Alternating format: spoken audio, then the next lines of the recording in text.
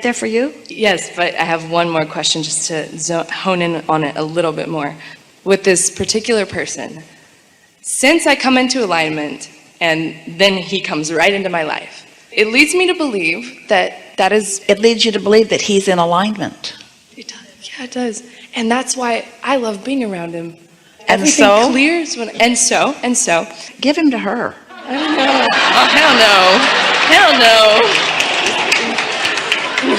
So say that again. So I'm in alignment. I'm in alignment. And he comes right in. I don't try. And this person that I adore, and I have decided to adore, regardless of if he's in my direct experience for the rest of my life, whatever distance, it's okay. I adore him, and I just want him to be happy. But I don't try. I just get into alignment, and he comes right in there. And then I get afraid because I think of societal rules about relationships, and, well, maybe we should do this because that's what it looks like when people are like this. And then he's like, whoa. And then we have to lovingly go our separate ways. And so what my question is, I know there are thousands. We want to say this to you. Okay. You get to want what you want. You get in alignment, he comes, you want him to stay, you want him to commit, you want him to do whatever it is. And so you get to want what you want, but you can't contradict what you want by the condition making you not believe it. If you can continue to want what you want and not let the condition convince you that what you want isn't happening right now, then the thing that isn't happening can begin to happen. That was a really big statement. Did you hear it? Mm-hmm. You get to want what you want, but when the situation that's happening keeps you from believing what you want, then that's what goes wrong with it. I don't want to press it because I respect what he wants as well. And I've also heard you say, don't pull someone else into the vortex. Don't work too hard to pull someone else in with you. You know, if they want something else, let them. But I do want him. I do want him. You're just going to really like this so much. Okay. Sometimes, and this is what's happening here, by insisting on what you want before another is ready, and you try to pull them into the vortex, you're not pulling him into his vortex, you're pulling him out of his vortex. Now, you really can't pull him in or out. So that's why you have to leave him out of the equation. You have to want what you want and believe what you want and allow what you want, and what you want will come, and most likely through him. But when you try to make it be this way right here, right now, before somebody else is ready, the backlash happens. Here's why. Imagine, since everything is vibrational, and the easiest way for you to understand vibrations in your world is to think about sound or electricity. That's a really good way. So think about electricity and think about an open circuit, and think about you being tuned in, tapped in, turned on. You've got all of this energy flowing through you, and you are flowing it to, in this case, toward this specific person, this desire about this person, and you're flowing it. But let's say that for whatever reason, that person isn't in complete agreement with what you're doing. Now, the tendency would be to say, okay, then that person has closed their circuit because he wants something different. So his circuit is closed while mine is open, and so I'm getting electrocuted. But what's really happening, since his circuit doesn't have anything to do with your electrocution ever, only your own circuit, so you're flowing, but then his behavior or his condition causes you to think thoughts that close your own circuit. So it's not what he's doing, it's what you're thinking about what he's doing that causes you to close your circuit, and that's what is electrocuting you. And then because you don't feel good, then it feels like it's wrong, and it's not wrong because of the behavior, and it's not wrong because of the person, and it's not wrong because of the decision, and it's not wrong because of the decisions of the person. It only feels like it's wrong because you're closing your own circuit with a belief that doesn't match your desire. And when you sat in that chair, you didn't do that. You started to close your circuit. I'm not going to get called on. I was aching to be called. You started to do that, but then you came to your senses and you didn't do it. You decided to leave your circuit open anyway. And this is exactly the same thing. I've decided to be happy even though what I want isn't fully manifested. And in my happiness, I allow it to evolve, and I allow myself to witness the unfolding of it because it is so delicious. It's now. There's not ever going to be a then. The future that you're looking for is never going to get here. It's never going to get here, because when it gets here, it's going to be another now. And so if you practice in your now having an open circuit, then open, open, open, open, and open, feeling good, feeling good, feeling good, feeling good, feeling good. But if you put some sort of ruling on the way that it needs to open, then you close your circuit in the now.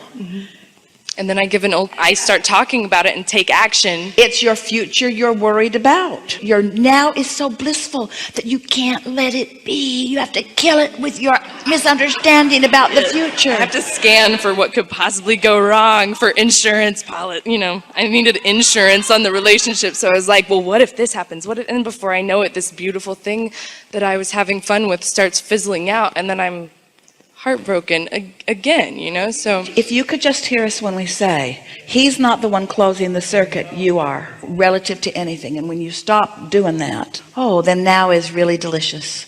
And then now is really delicious. And then now is really delicious. And then now is really delicious. It also will take away your concern over ageism, because you all have equal access to now. Right now, where you converge with source energy, it's all right now. And it doesn't matter how old you are, how young you are, doesn't matter how rich you are or how poor you are, you all have equal access to this energy right here and now. So the successful happiness that you're all reaching for is all about what you decide to do with your own circuits. And we're talking about the circuit of desire and the circuit of belief.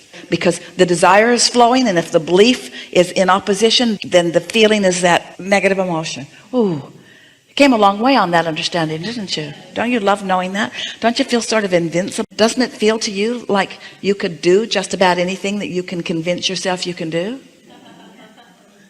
Doesn't it feel like you'd just like to maybe shore up some of your own beliefs by looking for evidence of these laws?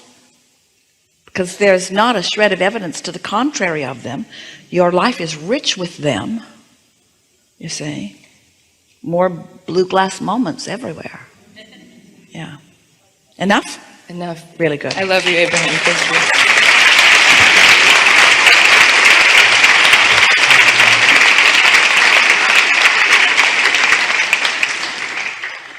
We're just going to talk for a little bit because we have very little time before segment, and so let's recap some of the power that we just discovered together. So you create your own reality, yes? And you're a vibrational being, and you're emanating a signal at all times. And the signal that you are emanating, meaning the thoughts that you are thinking, or the words that you're thinking, or the words that you are speaking, or the action that you are taking, whatever it is that you are focused upon, whatever it is you are talking about, and whatever it is you are doing, is causing you to offer a vibration that law of attraction is matching. So you're getting back what you're giving out all the time. To be consciously aware of what it is you're giving out is such a helpful thing, but not in relationship to what somebody else wants you to give out, in relationship to what is in your vortex. Because through life you have figured out at so many levels of your being precisely what you want, and it is rich and it is understood by your inner being, tended to. The cooperative components have been gathered, and it is your reality to which you are having a relationship. Everything that you feel is you having a relationship with what you have created, with who you really are. With the that you feel is not about what somebody else is doing. It's not about anybody else's power, because they don't have power in your experience. Everything that you feel, whether it feels wonderful or whether it feels awful, is only about one thing, and that is your vibrational relationship with you that you have created.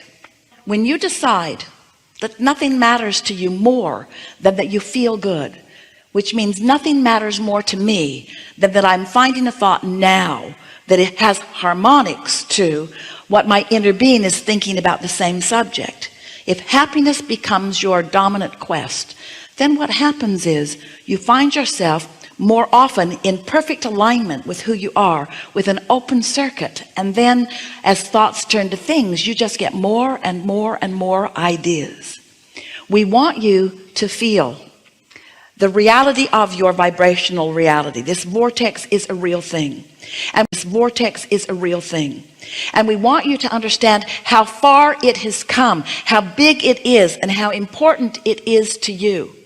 And we want you to know that since it is big and since it is real and since it is offering a vibration, it's offering a vibrational signal that is calling you, that if you are caring about how you feel, you're being called to the wholeness of who you are. And when you are in that receptive mode and that vibration turns to a thought in your mind that feels like a desire that you can speak out loud, I want this, that decisive, I know what I want a relationship, and I want it soon.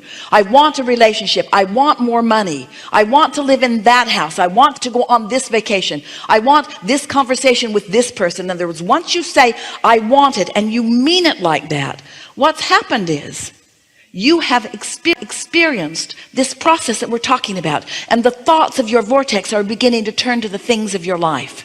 And if you will accept that as those ideas come, they are evidence, they are proof of the inevitable positive outcome that you are looking for, then you can start relaxing and enjoying the unfolding of it. But if you're still looking for the condition to guide it or to soothe you, then as soon as you look for something that hasn't come into full fruition yet, then you shut it all down and you stop the momentum, and it's kind of like starting over at square one again. Did you get that? This is a really good time for a segment of refreshment.